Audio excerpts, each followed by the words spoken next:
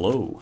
Now that For Honor is kind of at a low point, now's probably the best time to talk about Dark Souls 1, one of my favorite games of all time. I am quite fond of Dark Souls. It's in many ways different from all the other FromSoft games, very primal, if you want to call it that. I've played this game maybe 12 times as of right now, and the thing that I always appreciate, no matter how many times I play it, the thing that elevates it to masterpiece status for me, is Mystique, or the feeling of Dark Souls 1, as you might have heard other people say. A feeling that can be felt all throughout the game.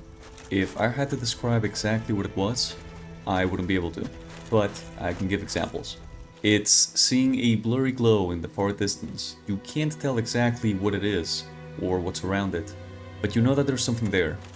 I love the blur in this game. It makes areas feel so mysterious, like dreamy.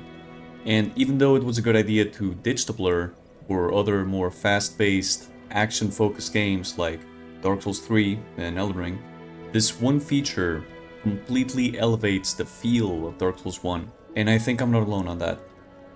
Darkwood Garden is a quiet forest that feels almost welcoming. This is one of my favorite places in the game. The sky, with the castle looming beyond, is amazing and really sets a vibe. The sounds of insects and the glow of fireflies, the enemies you find in this place, it's all very quiet. And of course, the moonlight butterfly. You fight it on a stone bridge, high enough to be very far from the ground, but notice that the treetops still obscure your view. This is of course due to game's graphics limitations, but at the same time, it kind of makes the world feel a lot more interesting, doesn't it? It makes me question what's lying right beyond these trees, if only I could go a little further. This is Mystique, the dragon on the bridge. Even though when viewed from this angle he seems to be far away, there's always a looming question mark over it. It's like, you know he's not gonna kill you, so long as you don't get within distance, but I mean, he could. And when you finally get past him to the bonfire, he flies away. And this little cutscene is one of my favorite gaming moments of all time. It's like it came out of a painting.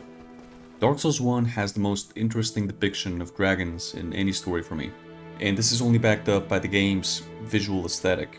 This game's art style is truly a marvel. Meeting Solaire as the rays of sun descend from the thick clouds is one of my favorite experiences I've ever had in a game. These moments of peace are what Dark Souls does best, and the way they use light to set the tone in many zones of the game is also something that's unique to it. On the topic of sunlight, a similar view comes to mind. Sans Fortress, house of traps and darkness that will destroy any new player in body and soul. After many hours of getting your ass beat, when you finally ascend and escape this prison, you get this. I think it's clear why Praise the Sun became so popular back then. And look, from here you can see other places in the map like the Undead Church. And I'm sorry, but again, coming back to this place on New Game Plus and recognizing the Duke's archives from all the way down here, peak fiction.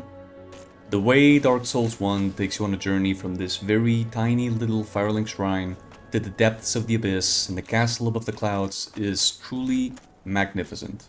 This world is so grand, varied and creative. Like, think of the creativity you'd have to come up with all this. But going back to Mystique, because Dark Souls 1 lacks any sort of hand-holding, the player can screw themselves over. Personally, on my first run, I found myself cursed in Anor Londo with a subpar weapon, and I was forced to get good and beat Ornstein and Smough with what little I had. Now you can look at this and say that it's bad game design, and in some ways it is, but I think this helps Dark Souls 1 in particular because of the kind of game that it's trying to be. The fact that this can happen, and that the game doesn't care, adds to the immersion. Yes, this is a brutal world, you're the one trying to break through all these already established places, and if you're not careful, you're gonna get wrecked. Simply put, it makes the setting feel real, and I quite enjoy that. Similarly, there's no other FromSoft game that makes me feel unnerved when I see a decaying dragon corpse at the edge of a cliff. Maybe it's the fact that, because Dark Souls 1 is a less polished game, that makes you believe that more things that are bullshit could happen, because the developers haven't completely streamlined the experience yet. A lot of video games these days tend to direct the player's emotions to what they want them to be, But Dark Souls 1 lets the player do and feel whatever they want in almost every moment. I can't stress how much this lack of so-called polish adds to the experience of the game. But maybe that could be its own video. I really just wanted to take a break from For Honor to glaze Dark Souls 1 a little bit. So, there you have it. Dark Souls 1 has an enthralling world with an amazing audio-visual aesthetic and unique storytelling that altogether work to elevate this game to be a true piece of art. It really is the difference between a game that looks pretty to a beautiful game. That is the feeling of Dark Souls 1. And that is my favorite thing about it.